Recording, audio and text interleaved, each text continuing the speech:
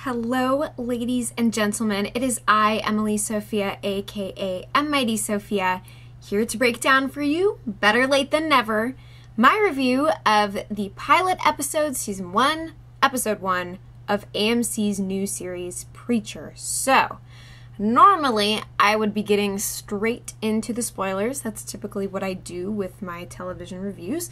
But in this case, I would like to provide a spoiler-free assessment of my thoughts for those of you who have not yet seen the episode, who are still on the fence and undecided as to whether or not you want to check out the show.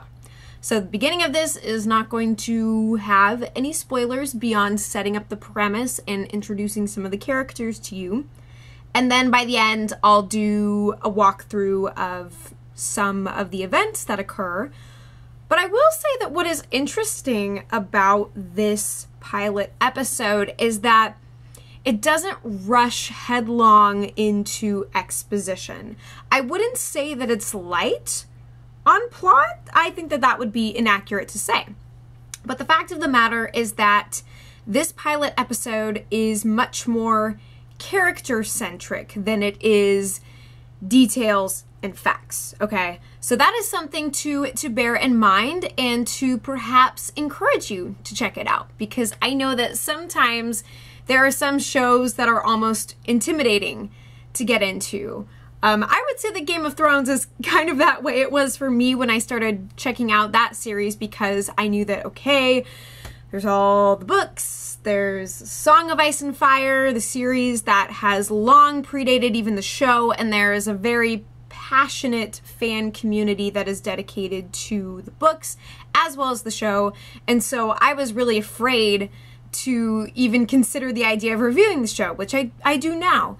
Now, of course, Preacher, as many of you may and probably do know, there is an actual comic book series that predates AMC's show. So there is that. And I will say that I have not read those comics, and I will definitely consider it. I know that I struggle sometimes, in terms of the comics that I read, I struggle with some of the really misanthropic and like super dark stuff. Like, I have even struggled with reading the Walking Dead comics because of the darkness of some of that material. I don't know what it is, so I might check out the comics, but as for now, I am just going to be reviewing the show based on its own merits, its own thing going on, so feel free to draw comparisons between what's going on in the show and in the books, but it sounds like the two of them are going to be kind of different anyways, so, you know, apples and oranges, I say. But without further ado, what did I think of the pilot? I just so happened to love it. It was quite unlike anything that I have seen on TV in recent memory. I definitely plan on checking out the rest of the series, at least the rest of the season, and then, of course, going from there. But if this pilot is any indication of the pulpy, high-octane madness that is to come, then sign me up, strap me in, you know, I'll sign whatever release waivers I've got to sign, and I'm on board. So let's start off with a quick overview of some of the major characters and, of course, center on what is the premise of The Preacher. What is The Preacher's deal? So, of course, as far as cast goes, we have the incomparable Dominic Cooper as Jesse Custer, who is the titular preacher. Most recently, some of you might know Dominic Cooper as Tony Stark's father, Howard Stark, from actually the Agent Carter series. Rest in peace. He was great as Howard Stark, and I think is going to do a smashing job in this new role. It's very different from one of his more recent engagements on the silver screen, but I think it's going to be good. And then we also have Ruth Negga as Tulip, an ex-lover of the Preacher's. We have Joseph Gilgan, I believe his name is, as Cassidy, who, full disclosure, is an Irish vampire. So yes, that is the kind of universe that we are working with here. And then we also have W. Earl Brown as Sheriff Root. He is indeed the sheriff of the small Texan town in which the show is set. We have Ian Coletti as Eugene, who has a more vulgar name in the comics, Assface, Arseface, if you shall. I will tell you this, it's a fitting name, for sure. And then we also have Lucy Griffiths as Emily, and she is the organist of this small church that the preacher is attempting to shepherd. But this is, of course, no ordinary preacher by any stretch of the imagination. He is probably the least qualified person to preside over a congregation as its minister and teacher of the word. But here's Jesse Custer. Apparently he has come back into town after an absence of some sort, and it sounds like he got himself into a rather troubling profession in his stead. But he has returned. He is taking up his father's cross, his father having been a preacher before him, and he is now attempting to pastor this church and doing a real bang-up job of failing. He's an alcoholic. He is borderline agnostic, has a very difficult time even grappling with the concept of a caring God, but he does his best to look out for the people around him. There are lots of very troubled, messed up, close-minded individuals in this little community, and nonetheless, he is there for them in whatever capacity he can possibly be. But we find him in a very morose and almost kind of nihilistic state in this pilot, as he's realizing, you know what, I don't think I can do this. I don't think I can be the preacher. I can't be what these people need me to be. I don't know what God even wants of me. And so that's kind of the place where he's at, but a certain very compelling force takes over in his life by the end of this episode. I shall not say what that is, but it is something that changes everything, and that gives him a new lease on life and faith and his identity as a preacher. So that's something that the show is definitely going to be expounding on in the future.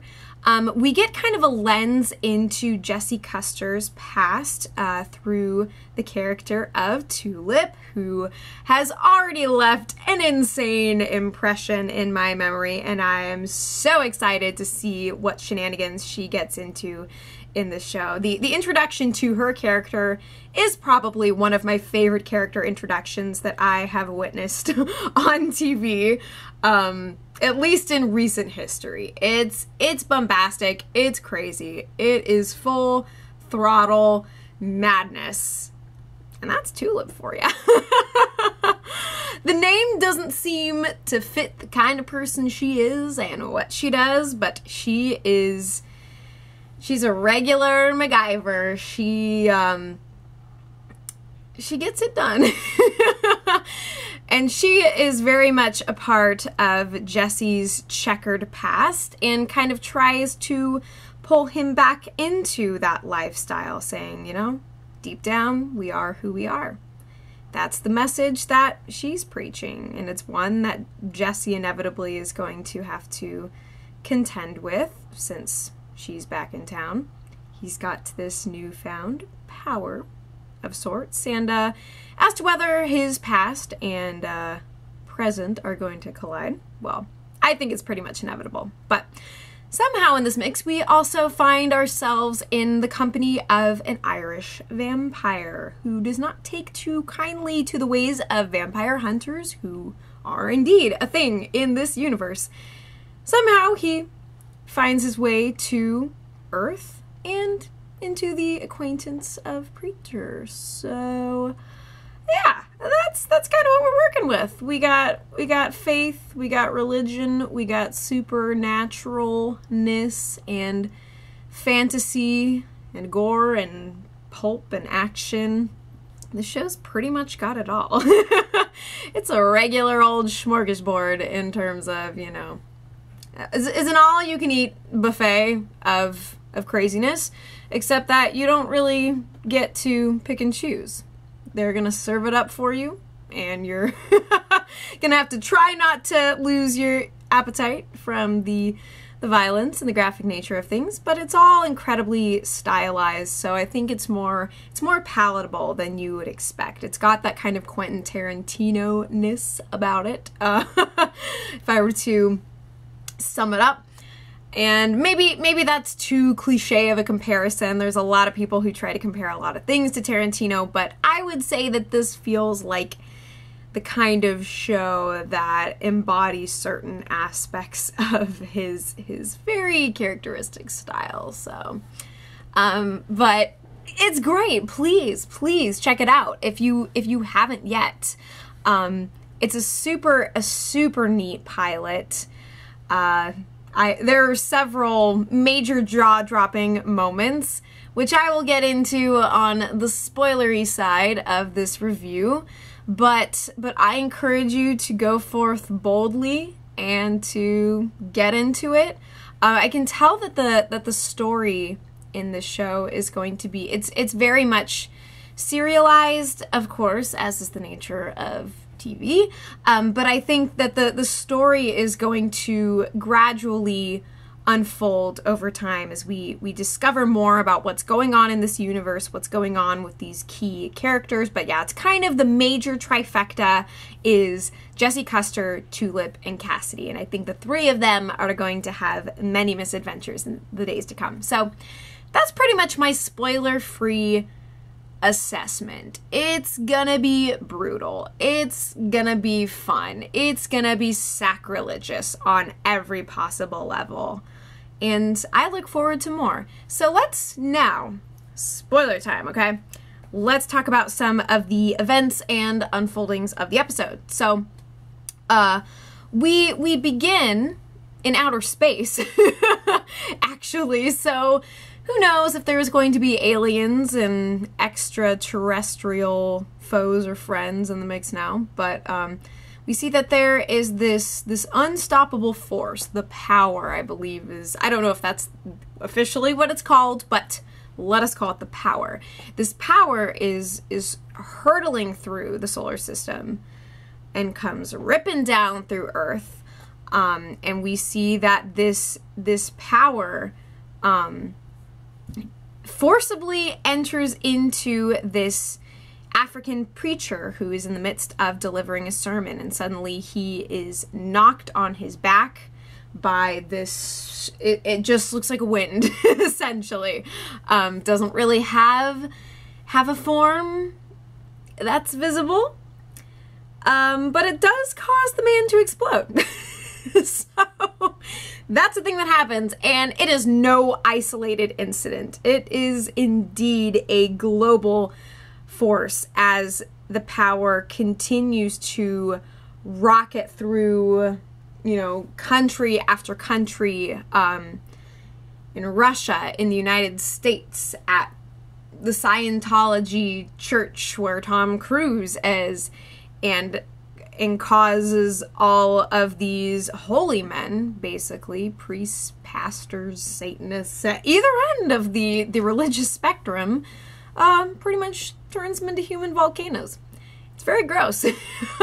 But I think the thing that we can gather from that is that none of these men endowed with their spiritual gifts and training and insights and theological prowess, none of them can contain or embody this force.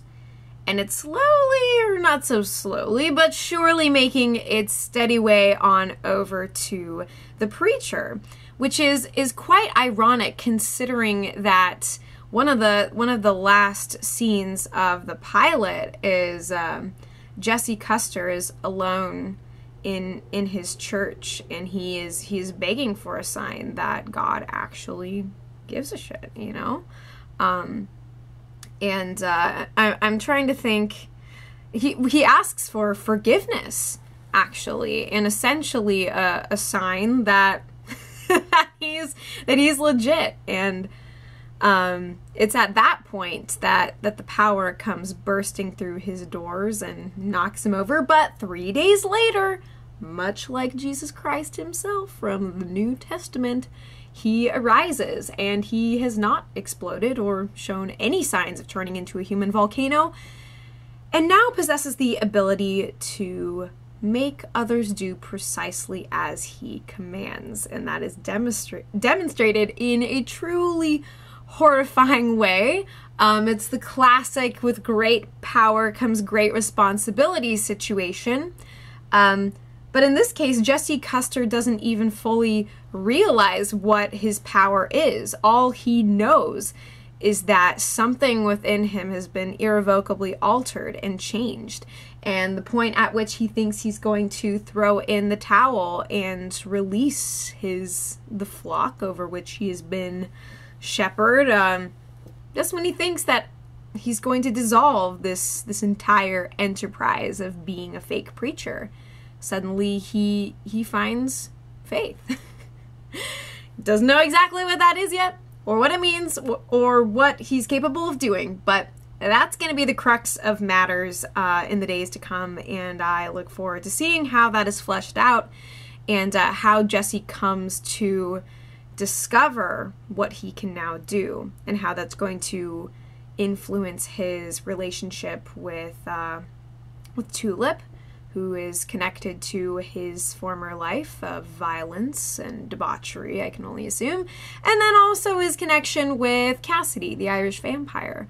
Yeah, so this is very rich territory for the imagination, for television, tele-imagination, and I like it.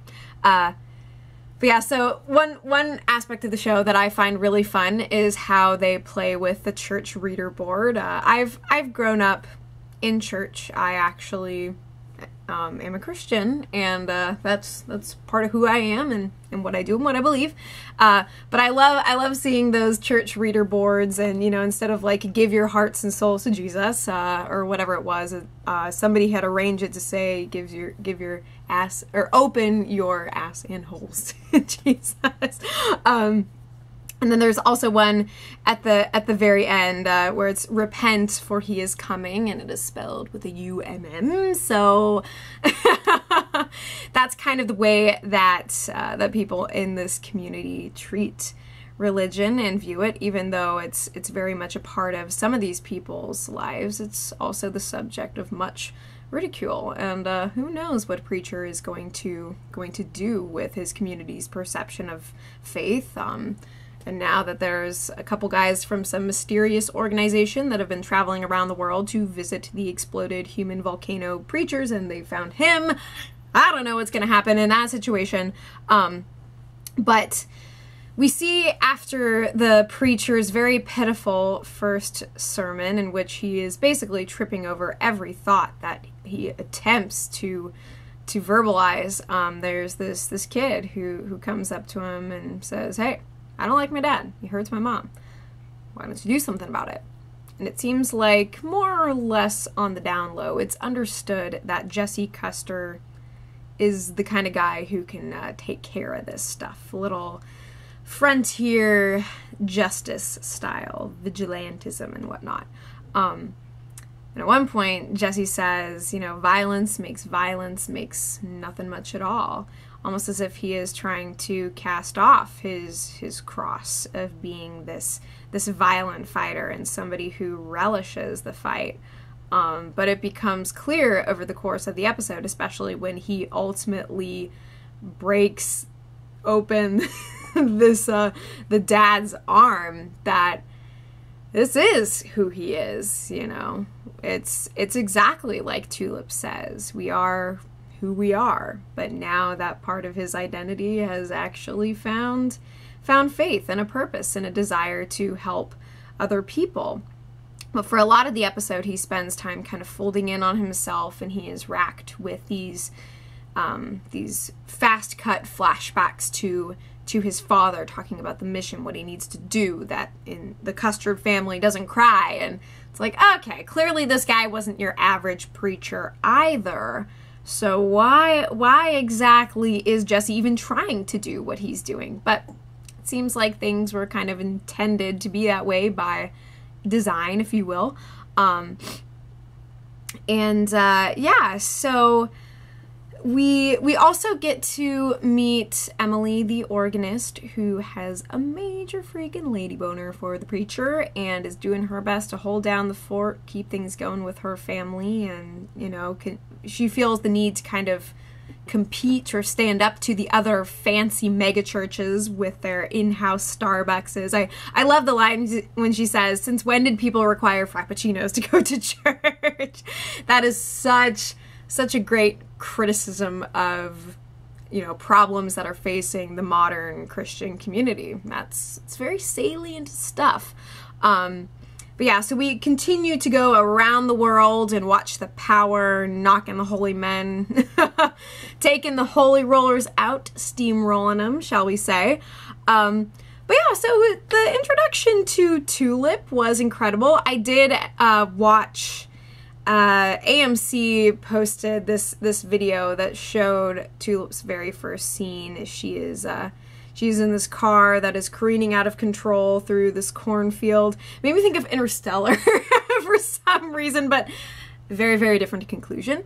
Yeah, and so she freaking bites a guy's ear off and tussles for a while until she finally ends up on the other side of the field and finds a couple of kids whose moonshining dad is not home, and they help her make a bazooka, and later on, she ends up taking down a helicopter, which we don't even get to see because we are in the garage as these kids are listening to what sounds like the frickin' Armageddon.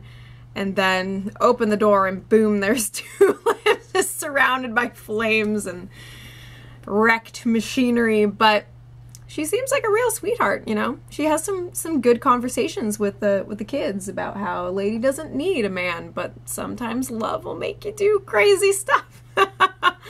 Like hunt down a person to eat them alive, or, you know, to kind of paraphrase her words.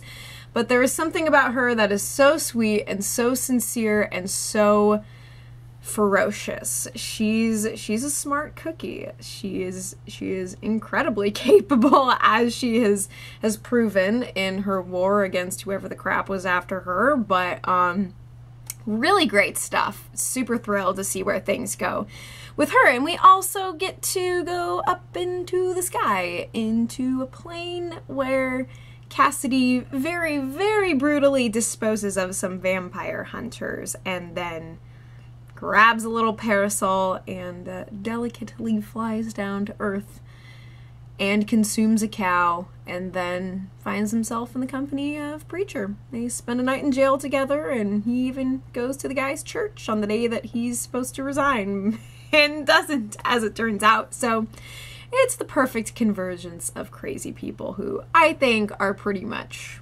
made to be together. But yeah, a lot of what we see happening with the Preacher in this episode is centered around him trying to resolve the issue of this abusive father, and then finding out that the wife actually likes the abuse, and everything is confusing and crazy, and he doesn't exactly know how to properly deliver justice in this kind of a situation. We even get to see him have a really touching conversation with Eugene, who apparently did something very, very bad. We don't know if that is connected to his face or resulted in his face, which is basically like a bunghole.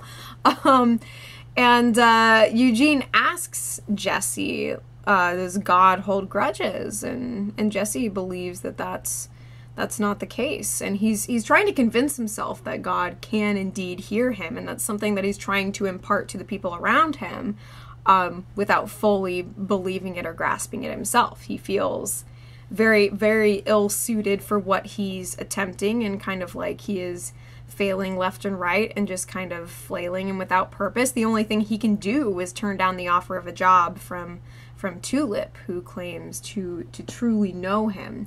And so all he can do is just sort of resist, push through, of course, until the end of things. Another quote that I loved from the pilot was the line when Jesse says, "This is no time for fighting, we're at war." That is something that is so applicable to so many things in the world, and a testament to what I hope is going to continue to be pretty awesome writing in the show. And that's what Jesse is saying to Donnie, who I believe was the abusive father and the war reenactor, which is kind of ironic as well. It's like he is reenacting this war and then causing and perpetuating violence. Yeah, so it's violence makes nothing at all. But clearly it's something to Jesse, who relishes the opportunity to very violently take care of this man. And it's interesting to see the tension between him and the sheriff, and how there's this idea of the law. Jesse is kind of outside of the law, but also like trying to teach biblical law and all of these things that are transpiring. And we see that in his past, Jesse was told that he's got to be one of the good guys because there's too many of the bad. So there's this obligation for him to channel his darkness in a good way. But I have to say, ending the episode with what was his name? Ted, or the guy who opens his heart to his mother, like confessing that he's tired of being complained about, and then removing his heart in this nursing home is it's pretty powerful stuff. I think we're in for a good ride, and I know that there's some details I skimmed over, but this review has already been pretty long. So what did you guys think? Please leave your thoughts in the comments below. Anything that I missed, anything that stood out to you. Also, I have to say that the fight style kind of reminds me of the Kingsman movie. Is that fair to say? I hope so. But thank you guys so much for watching, and as always, I will be back before you know it.